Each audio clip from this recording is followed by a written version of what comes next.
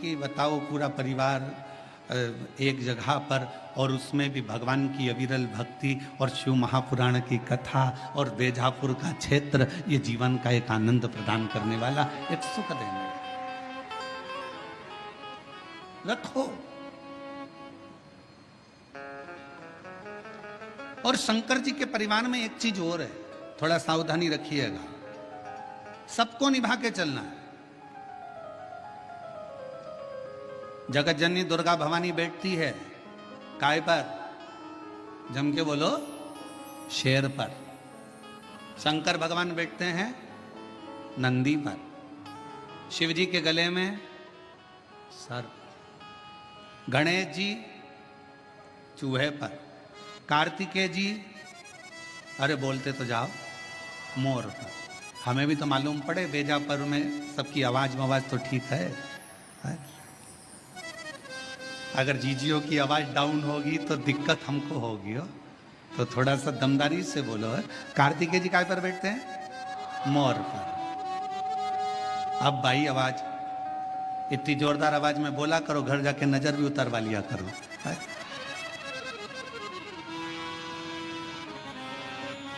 सब बैठे हैं। शिव जी नंदी पर है, मां जगत जननी दुर्गा भवानी शेर पर है। शेर नंदी को नहीं छोड़े अगर समय मिल जाए तो। सर्प चूहे को नहीं छोड़े, मोर सर्प को नहीं छोड़े, सब दुश्मन। पर घर में एक बुजुर्ग, घर में एक बड़ा ऐसा होता है, उस बुजुर्ग के, उस बड़े के होने का सबसे बड़ा फल यह होता है कि शेर नंदी को नहीं, सर्प चूहे को नहीं, मोर सर्प को नहीं खा सकता, क्योंकि वहां बुजुर्ग का कंट्रोल, घर के बड़े का एक संयम इतना प्रबल होता है कि एक दूसरे को कोई नुकसान नहीं पहुंचा सकता। कोई नुकसान नहीं। हम नुकसान कब भोगते हैं?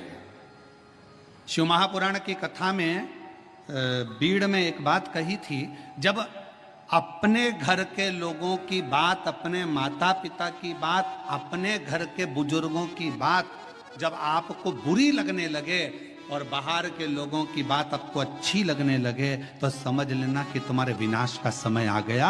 ये निश्चित है।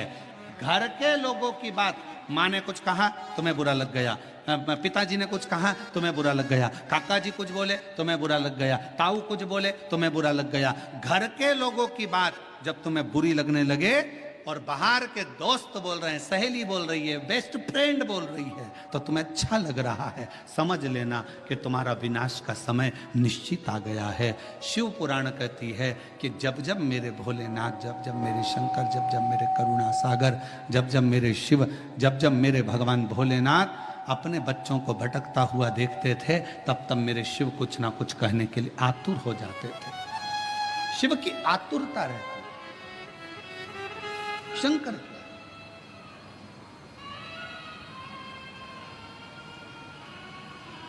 शिव की आतुरता रहती, और शिव शिव है। जब घर के बुजुर्ग, घर के बड़े, और कितना सुंदर संवाद आया है, देखिए शिव महापुराण में देवराज नाम के ब्राह्मण का संवाद आया। देवराज नाम के ब्राह्मण का जो चरित्र वर्णन किया गया, उस संवाद में कहा गया, शिव जी की कथा चल रही है, देवराज ब्राह्मण के घर में जन्म लेने वाला एक बालक है।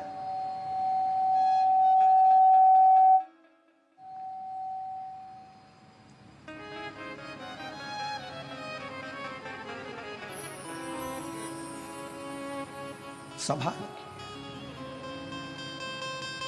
और शंकर जी की कथा चल रही है, और ब्राह्मण के घर में जन्म लेने वाला वो देवराज, जिसने कभी जीवन में कभी भगवान का भजन नहीं किया, जिसने कभी जीवन में स्मरण नहीं किया, मंत्र जाप नहीं किया, नाम जाप नहीं किया, नाम स्मरण नहीं किया, वो देवराज जो कभी भगवान की भक्ति से जुड़ा ही नहीं, कभी भगवान के भजन से जुड़ा ही नहीं, वो देवराज चोरी का धन लेकर शिवालय में पहुंच गया।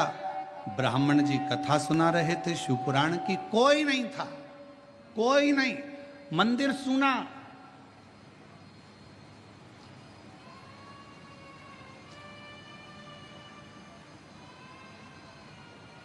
शिव महापुराण का सबसे बड़ा श्रोता कौन है?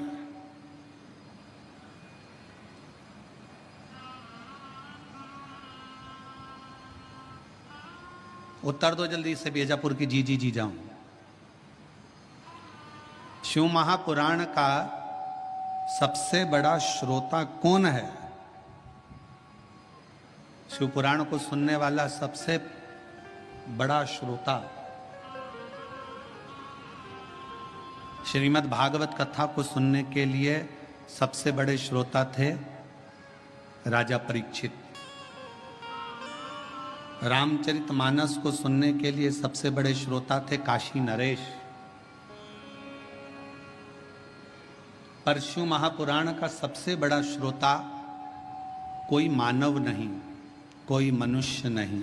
शिव महापुराण का सबसे बड़ा श्रोता स्वयं देव अधिदेव महादेव शंकर और पार्वती है। शिव श्रेष्ठ श्रोता बनकर बैठे हैं, श्रेष्ठ श्रोता बनकर।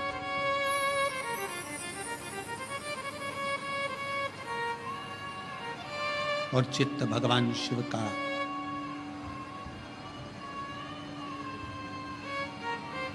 जिस स्थान पर देवराज नाम का ब्राह्मण शिवालय के अंदर पहुंचा है, उस शिवालय में भी कोई श्रोता कथा सुनने वाला नहीं है।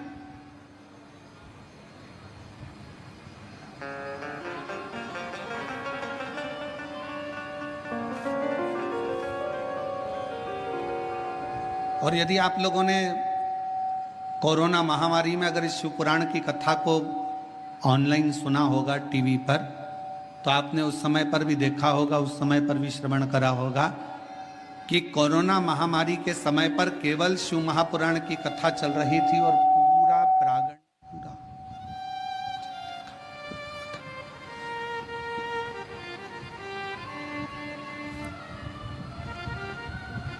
शिव महापुराण की कथा चल रही थी और पूरा क्षेत्र, पूरा हॉल खाली रहता था। कौन सुन रहा? देवराज नाम का ब्राह्मण भगवान शंकर के मंदिर में चोरी का धन लेकर पहुंचा। शरीर में ताप हो रहा है, शरीर में कष्ट हो रहा है, तपन हो रही है, बुखार आ रहा है, शरीर तप रहा है। ये शिव महापुराण का महत्तम कर रहा है और चोरी का धन उसके पास में। और उस चोरी के धन में सबसे मूल था रानी के गले का हार, जिसको मंगवाने वाला कोई दूसरा नहीं था।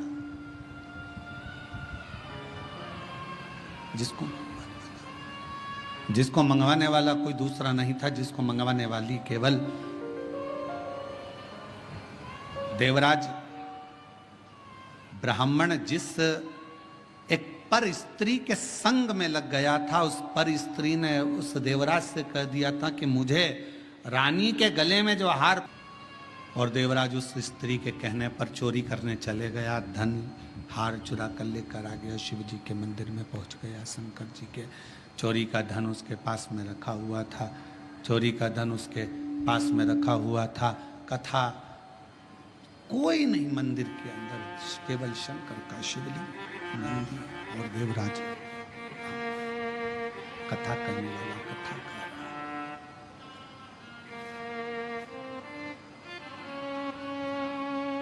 कथा करने वाला कथा कर रहा है। केवल एक ब्राह्मण बैठा है, कथा बाच रहा है, मंदिर में कोई भी नहीं। यहां तक शिव महापुराण की कथा कर रही है, जिस मंदिर में शिव पुराण की कथा देवराज चोरी का धन लेकर, जिस शंभु चोरी का धन लेकर देवराज जिस मंदिर में पहुंचा था, वहां पर जहां पर एक ब्राह्मण कथा कर रहा था, वहां पुजारी तक नहीं था। वहां पर कोई पुजारी नहीं, कोई पुजारी है ही। केवल शंकर भगवान का शिवलिंग है, नंदी है और देवराज चोरी का धन लेकर बैठा हुआ है। एक ब्राह्मण शिव महापुराण कथा का वाचन कर रहा है, कोई श्रोता में नहीं। और भगवान शंकर ने मां पार्वती जी को यह कहा है, पार्वती सुनो, जहां पर शिव महापुराण की कथा होती है, श्रवण करने के लिए जो पुरुष और स्त्री, बेटा और बेटी, नर नारी, गंधर्व, अप्सरा, देवता शिव महापुराण की कथा को अगर श्रवण करने के लिए जाते हैं तो वहां केवल संसार का मनुष्य, संसार का मानव ही नहीं रहता, वहां पर स्वयं शिव कहते हैं कि मैं और शक्ति दोनों उस कथा को श्रवण करने के लिए उस मनुष्य के रूप में पहुंच गए।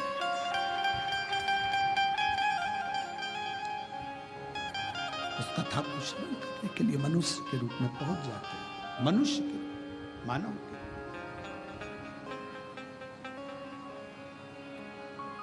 अब जितने भी श्रोता भाई बहन इस कथा को श्रवण करने के लिए आए हैं, जितने भी श्रोता भाई बहन इस कथा को सुनने के लिए आए हैं, कथा श्रवण करने के लिए बैठे हैं, तो आप सबसे निवेदन है, आप कोई साधारण व्यक्ति नहीं है, आप कोई साधारण नहीं है।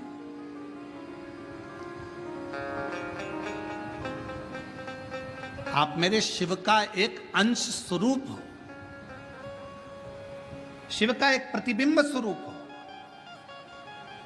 और शिवोहम शिव महापुराण की कथा जो इससे पहले निकुंभ छत्तीसगढ़ में करी, उसमें बताया था शिवोहम का मतलब ही यही है कि शिव आपके अंदर है, केवल आपका भजन, आपका कीर्तन, आपका मंत्र जाप, आपका स्मरण, आपका नाम जाप शंकर को भीतर से प्रकट कर ले, भीतर से प्रकट कर। और महाराज हर पल हर घड़ी शिव तुम्हारे साथ, हर पल। शिवालय में कोई नहीं, केवल एक शिवलिंग है, नंदी है और कथा वाचने वाला एक ब्राह्मण चोरी कर कर धन लाया हुआ वो दे।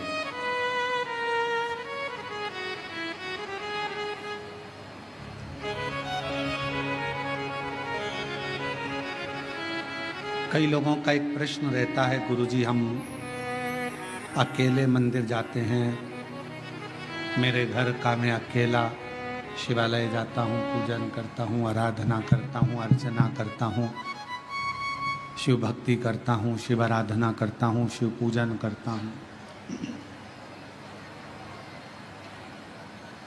पर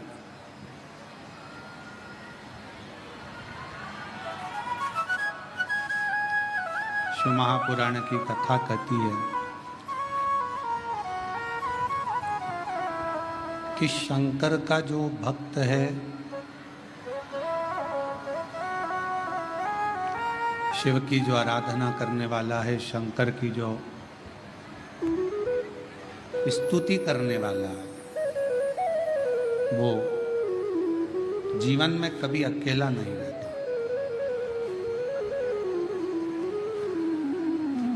माँ के गर्भ में बच्चा आता है, गर्भ में जब बच्चा आता है उस समय से शिव उसकी धड़कन के रूप में उसके अंदर विराजमान हो जाता है।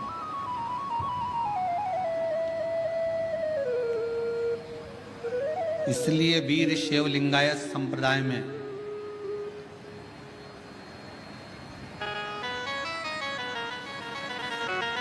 वीर शैव लिंगायत संप्रदाय के अंदर यह बात कही जाती है कि गर्भाधान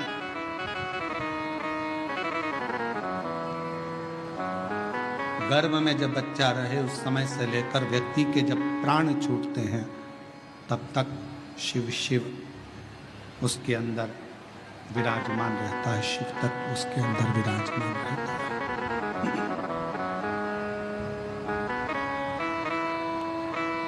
शिव उसके अंदर विराजमान। इसलिए कई लोग कहते हैं कहां से आया कहां जाएगा, तो शिव महापुराण की कथा कहती है कि शिव के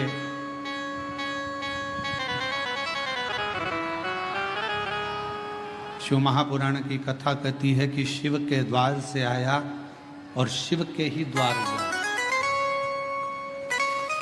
पर कब? जब हमारा भरोसा श्रेष्ठ हो, जब हमारा विश्वास श्रेष्ठ हो।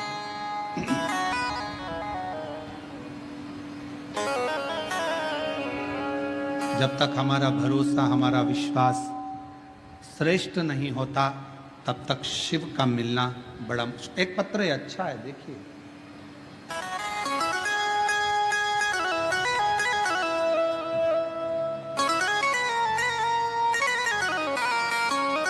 मैं सारिका टेकरने, मुकाम पोस्ट तहसील गंगापुर, जिला छत्रपति संभाजी नगर, महाराष्ट्र की रहने वाली।